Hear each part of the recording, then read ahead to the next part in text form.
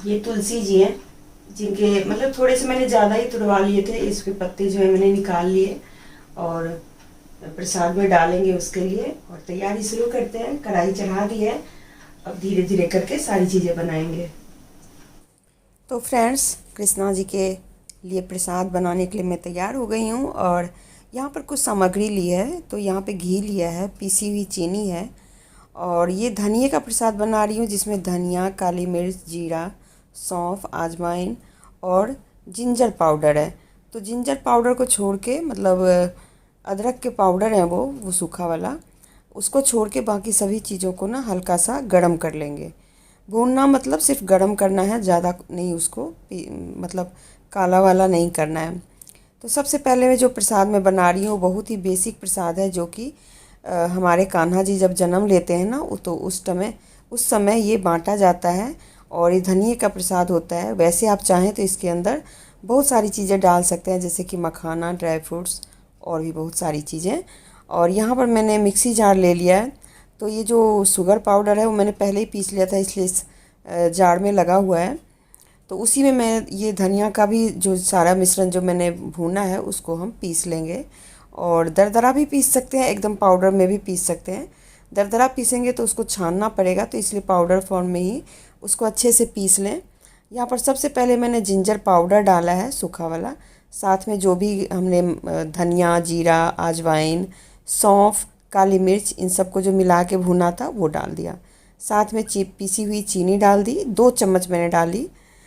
और उसके बाद 1 चम्मच घी डाल दिया, क्योंकि मैंने बहुत कम क्वांटिटी में बनाया है, तो इसलिए आप इतना 1 ही चम्मच आप घी डालें। इसी में मैंने तुलसी के जो पत्ते हैं उनको भी मिला दिया है, क्योंकि इस प्रसाद में तुलसी को डालना बहुत ज़रूरी होता है। तो एक प्रसाद बन गया मेरा, मैं अब दूसरा प्रसाद बनाने जा रही हूँ। तो ये इस प्रसाद को आप कृष्ण जी के जन्म के दिन भी बांट सकते हैं या पूजा में रख सकते हैं, या फिर आप इसे डेली जैसे पूजा वगैरह करते हैं तो उसमें भी इस प्रसाद को आप यूज़ कर सकते हैं। यहाँ पर बादाम को मैंने भून लिया, बहुत ही हल्का भूनना है आपको, बहुत ज़्यादा नहीं भूनना। उसके बाद थोड़े से काजू भी भून लिए। सारी चीज़ें 2-2 चम्मच है और इन सबको हल्का हल्का कलर जैसे ही आने लगता है तो मैं निकाल लेती हूँ। पटपट की आवाज़ जैसे होने लगे तो आप समझिए हो गया है, निकाल लीजिए फटाफट। किशमिश को भी मैंने डाल दिया। किशमिश वैसे कई लोग नहीं तलते हैं, लेकिन मैं यहाँ पे तल देती हूँ, जिससे ही देखने में थोड़ा बढ़िया लगता है। इसे भी निकाल लिया और बचे हुए घी में थोड़ा सा घी और डाल दिया मैंने, क्योंकि मुझे अब मखाने को तलना है। तो मखाना भी डाल दिया मैंने यहाँ पे, और मखाना भी 2 कटोरी है, छोटी वाली कटोरी जो इससे घी डाला है उसी के हिसाब से है। और बस उसको करने के बाद एक अलग से थाली ली है और उसमें इन सारी चीज़ों को ठंडा होने के लिए रख दिया है। तो जब तक ये ठंडा नहीं हो तो इसको पीसिएगा मत, चाहे तो आप कूट भी सकते हैं। यहाँ पर मैंने सीड्स लिए हैं, जो खरबूजे के जो बीज होते हैं वो, और इनको भी थोड़ा सा मैंने गरम कर लिया है, क्योंकि कढ़ाई काफ़ी गर्म है, तो उसी में मैंने डाल दिया तो ये हो गया है। इसमें अलग से आपको घी वगैरह लेने की ज़रूरत नहीं है। और इसे भी निकाल लिया और इन सारी चीज़ों को एक बर्तन में रख दिया है और ठंडा होने के लिए छोड़ दिया है। यहाँ पर घी मैंने रख लिया है और घी मैंने इस कटोरी से 1 कटोरी डाला है, और 1 कटोरी घी में 1.5 कटोरी आटा डाल रही हूँ मैं। बहुत छोटी सी कटोरी है दोस्तों। अगर आप ज़्यादा बड़ा या ज़्यादा बड़ा परिवार है तो आप थोड़ा ज़्यादा बना लें, क्योंकि ये बहुत कम बनेगी।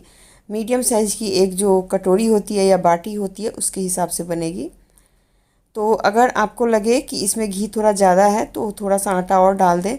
मैंने थोड़ा सा आटा और डाला था और इसको मीडियम आंच पे स्लो टू मीडियम या मीडियम टू हाई में रख के धीरे धीरे आपको भूनना है।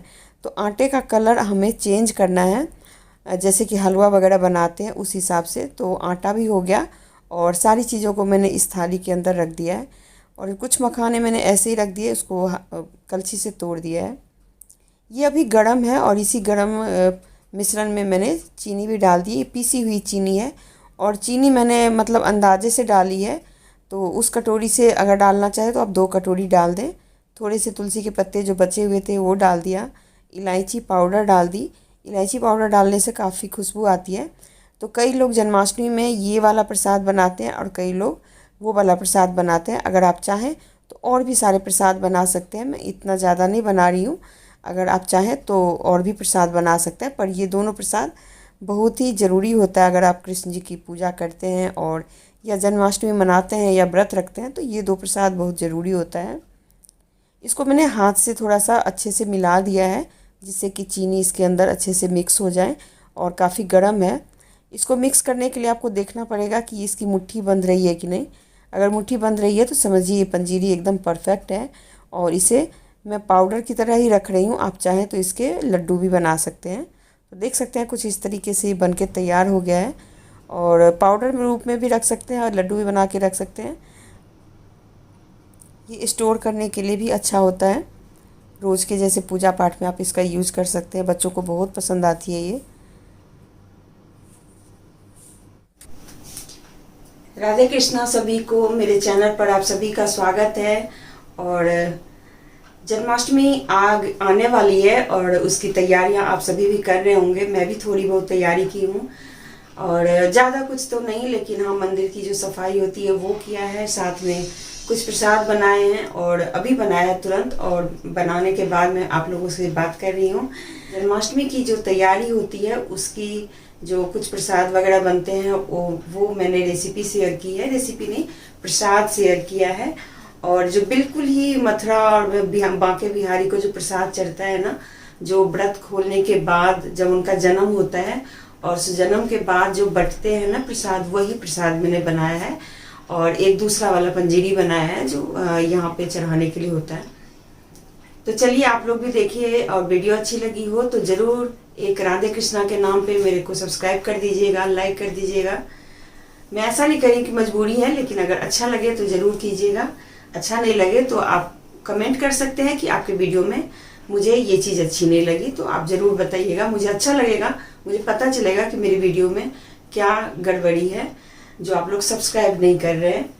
और मैंने खाना अभी चढ़ाया है, तो मतलब अभी खाना मतलब बनेगा, पर हम लोग काफ़ी हैवी नाश्ता कर चुके थे। उसके बाद मैंने प्रसाद बना लिया, और प्रसाद के बाद मैंने फिर रात का खाना भी चढ़ा दिया है। तो चलिए ये सब तो होता रहेगा, और इस वीडियो को आप लोग देखिए।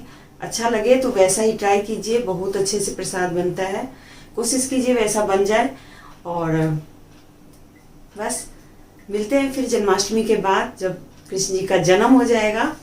और तो देख सकते हैं ये बन गई है हमारी पंजीरी आटे की, और साथ में बनाया मैंने जो कोरिएंडर मतलब धनिए वाला जो प्रसाद होता है वो, तो ये मैंने बहुत कम बनाया है, और ये थोड़ा ज़्यादा बनाया है। तो चलिए ये दोनों प्रसाद है, और मिलते हैं आपसे।